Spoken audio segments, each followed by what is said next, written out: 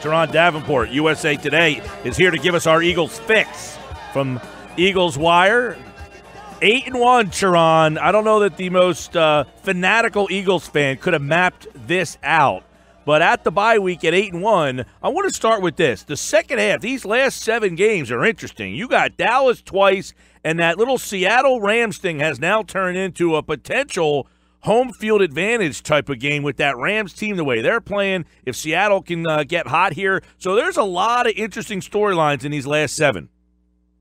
Oh, yeah, there's plenty of storylines. I mean, you still have 2 games against the Cowboys, so before anyone could talk about number 1 seed in the NFC, you need to look at being the number 1 seed in the NFC East. And they need to win these games against the Cowboys, especially this one coming up out of the bye. This is a team that last year they came out of the bye and they struggled. So one of the things that you like to see when you hear these guys talking, Brandon Brooks on NFL Network yesterday, he said that he's already looking forward to the Cowboys game. And he's out there in L.A. and he's training. You know what I mean? These guys understand what's at stake. This is an opportunity for them. So a lot of these games coming up, I mean, it's going to be crucial. Like you said, that back-to-back Seattle and L.A., that's a major couple games against 2 NFC West Titans right now. I mean, these are 2 teams that are outstanding, and when it comes to going to Seattle for a playoff game, that's never a good thing. So that game in particular is one that they have to make sure that they win. Yeah, there's a lot because you remember they were 5-4, I think, after 9 last year, and that season just went down the drain. They finished 7-9. So even at 5-4, you had, all right, let's see what happens in the second half. You went off the rails. So things can change at the drop of a dime. Give me a reason in your mind, though, why this year after the bye will be different. This team is different. I think the chemistry, just overall as a team that you're seeing, I think from the coaching staff and talking to them yesterday, one of the things during our conversation with the DP coach, Corey Unlin, he was asked about Sidney Jones, and he said point blank, I'm not thinking about that. We have Dallas coming up. And that's what you want to hear when a coach, and I mean, Sidney Jones obviously is someone that everyone will want to have in the rotation. You want to have him in the lineup, but right now he's not going to be in the lineup. They're focusing on the task at hand. So I think that's why it's not going to be a situation where they come out and, they drop a bomb for the second half of the season. I think this team is going to pick up right where they left off, and that's just because they have something special in that building. And it's – Yeah, go ahead, Turron. And they continue to overcome adversity also. That's the major thing. Well, and I wanted to go, you led me right into my next question. Turron Davenport at @Davenport_NFL. Great follow on the USA Today Eagles Wire. A lot of the things of why this team is better and significantly better is because of the advancements many of the guys made from one year to the next. Aguilar, Kelsey, obviously Wentz. There's a lot of guys who have made big leaps in their play from one year to the next. Who gets credit for that? And a lot of times in basketball, player development, the guy worked on his shot in the offseason. Why has there been so much improvement from so many guys from one year to the next?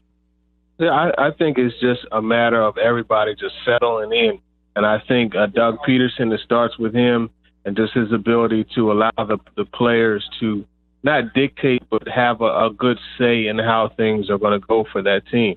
I think the coaching staff, you mentioned Nelson Aguilar, Mike Grove coming in, and then Alshon Jeffrey coming in, and then Nelson himself. So it's a lot of reasons that goes into it because everybody has their own particular case. But overall, I think it's just the culture in that building that they have brewing, and that's really what's making everybody be selfless. And in putting team first, you tend to have the best personal results. So that's what I see happening. You wrote, USA Today, you guys have the piece up about how the bye week is coming at a perfect time. Last year it was real early. I think it was week 4. They played 3-1. They got off to a good start. They go to the bye week, and then, they just kind of fell apart.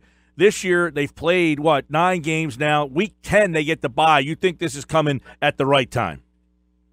Yeah, I think it's good timing for them. And the main reason why I think it's good timing is they're coming out of the bye week going against the Cowboys. So with that, you don't have to get these guys pumped up to go against Dallas. That's a rivalry game, and that's one that they'll always be ready to go. So they'll come out firing. I think that's the major thing is what's going on. And then another thing that reason why this time is perfect for them is because they already went through the whole coming out of the bye week, not with the same intensity. And you look at that first half against the Lions last year, and that's just an example of it. So they're in good shape. And I think no matter when the bye was, it was going to be a good time for them.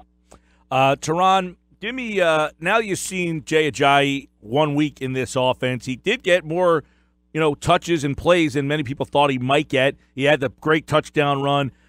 How do you see them using him? And now that you've seen him once, do you think that he is a better fit than maybe than we originally thought? I think he's going to be a better fit than we originally thought. I think eventually it's going to tilt in his favor as far as the amount of carries. And my whole thing with him is to just continue to take what the defense is giving. If that 4 or 5 yards is there, take it. And obviously, when it's time to bounce it outside, do it. But it's just, that run he had, you look at the offensive line, Brandon Brooks especially, I don't care who you are, you're going to have a big game behind that. So it's definitely something to hang your hat on. But for me, the fit really depends upon the offensive line. And when you look at that with them, they love how smart he is. They love the way he came in and was able to pick up the offense, how he was able to understand blitz pickup. And when you have your guys up front believing in you, anything's possible. And that's what you saw with his run, in his game, averaging 9.6 per carry that game. So it's a combined effort as far as the fit's concerned. And I think he's going to continue to get carries. And that team's going to be tough to beat and tough to defend come wintertime, when it's cold and you got those battering rams continuously going at you. Right, and one thing is interesting, they're very balanced with now the option to use Jay Ajayi with Blunt and obviously Corey Clement, who led the team in carries last week. But the weapons they have in the pass game, if you want to take Ertz away, Aguilar has stepped up. If you want to take Aguilar away, you do have Jeffrey still on the outside. There are so many different ways in a given week that if you choose to take one out, they can bounce to something else. I think the fact that they have so many different outs in the poker hand is a really tough way for defensive coordinators to go after this team. Yeah, it's so balanced. You even mentioned Trey Burton. If he gets more targets, he's definitely someone that's going to warrant a lot of attention from a defense. So there's just so much that they could do. Carson and what he's been doing, that team is complete, as you mentioned. And every week is pick your poison. You go and you say you're going to stop the running game. They pass for 250 with 4 touchdowns. You want to stop the pass, they run for 200. It's really like Tupac said, how do you want it? They can give it to you in a variety of ways. One thing, Peterson, and you tweeted this out, he was most impressed with the road game victories. A good sign of a good team is you win on the road, but overcoming injuries. The story of this season and most seasons in the NFL has become who can get through the year with the war of attrition. Somehow the Eagles have been able to win on the road with the injuries and overcome them. Which is more impressive, the road victories or how they've overcome these injuries? I have to say the injuries, because when you look at losing a Hall of Famer, a future one, and 2 of them actually, and Darren Sproles, as well as Jason Peters, and then your best linebacker in Jordan Hicks. They haven't missed a beat, and I think that's the thing that has to be focused on when you're talking about that. So it just speaks to the depth that they've been able to develop. It speaks to the scheme and just the job that Howie Roseman has done, because that's going underrated as well. A couple guys I'll throw your way for the second half. Your prognostication for these guys. Jeffrey, do you think he has a bigger second half, similar second half? I think he's going to have a bigger second half. You'll see his role increase. What about Torrey Smith? He hasn't done much, but do you think they get him more involved, or is it unfair to call him kind of a bust? Some people are looking at him and saying, he hasn't really done much, but he does add something to this offense that you can't quantify numerically. Right. Yeah, I wouldn't call him a bust. His presence on the outside, the ability to provide that deep threat to open things up, is not showing up in the stat sheet for him per se, but it's showing up for other guys like a Zach Ertz and even Nelson. You know, these guys have more room to operate. So I think they're going to continue to take shots, random ones to him, but just his presence itself is going to show. Okay, guy who I think's really had a great first half. I don't know that he could play better. Bradham, does he have a better second half or a similar second half? I think you're going to see Nigel Bradham have actually an even better second half because he's now going to be the guy calling the shots, and he's going to be on the field a little more consistently. He's in effect going to be the one getting the guys lined up, and I think you're going to see more from him because he's just continuing to play this game at a high level. You see him in his film study, and it's showing he's always arriving at the football first, and that's something we talked with Coach Fajoli about. Just his ability to diagnose and get to the destination, and arrive with bad intentions, and that's what he does. Hey, another guy, he's got to be the Nelson Aguilar of the defense, and that's Vinny Curry. He has played really good football this year, but do we see a better Curry down the stretch? I think so. I think you're going to continue to see him play really well against the run. He just has to be able to maintain his footing when he's able to find his way to the quarterback and not trip up. And I mean, it's just another product of the competition on this roster. No one's talking about the competition at defensive end. When you have Derek Barnett, a first-round pick, and Chris Long being signed, that's going to actually have a factor and push Vinny Curry to continue to play well. Turron Davenport, check him out on Twitter at @TDavenport_NFL. And by the way, real quick, is there any decision, do you think, on the kicker, or is this Elliott, no doubt about it?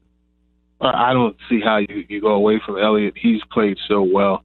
So it's one of those things where, I mean, it's a Wally Pipp story. Yeah. And I think Elliott is the Lou Gehrig, and Wally Pipp is played by Caleb Sturgis. Well, I'll tell you, one of the guys over at USA Today wrote about the moments of the first half. I didn't check out all the moments yet, but I would have to say that Elliott kick, that changed the whole season. It did. It did. I mean, that kept a Giants team winless, and, it kept the Eagles on their hot streak. So I agree with you. Everybody, check out Turron Davenport at the USA Today at @TDavenport_NFL. Bye week. Enjoy it, Turron. We'll talk to you next week, pal. Thanks. Take care. I appreciate it.